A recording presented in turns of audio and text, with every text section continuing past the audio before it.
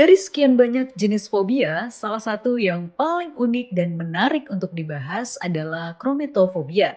Karena seseorang yang terjangkit fobia ini akan merasa ketakutan, juga cemas yang berlebihan jika mereka harus mengeluarkan uang.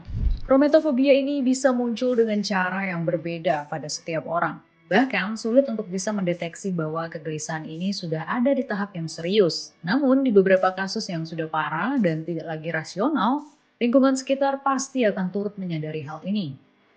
Gejala paling umum dari krometofobia ini diantara lain adalah ketakutan yang sangat besar untuk mengeluarkan uang, sampai-sampai mereka pun juga nggak mau membicarakannya. Kemudian adanya rasa cemas atau kepanikan saat akan mengeluarkan uang untuk sesuatu yang penting.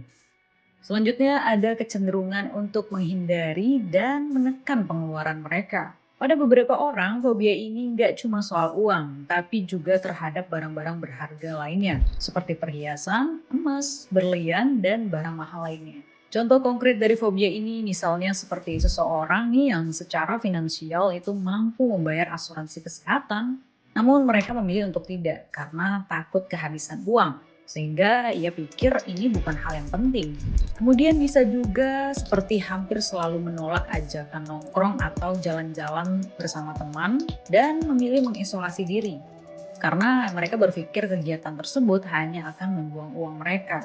Contoh selanjutnya itu juga bisa mereka ini suka menunda atau bahkan menolak membeli kebutuhan primer hanya supaya bisa menekan atau menghemat padahal mereka sangat membutuhkan barang-barang tersebut. Lalu kenapa sih bisa ada fobia ini?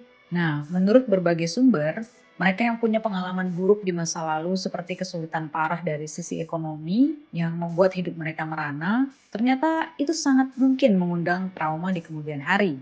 Bahkan ketika mereka sudah memiliki pendapatan yang cukup, kecemasan itu masih menghantui dan menjelma menjadi krometofobia. Gimana sih cara mengatasinya?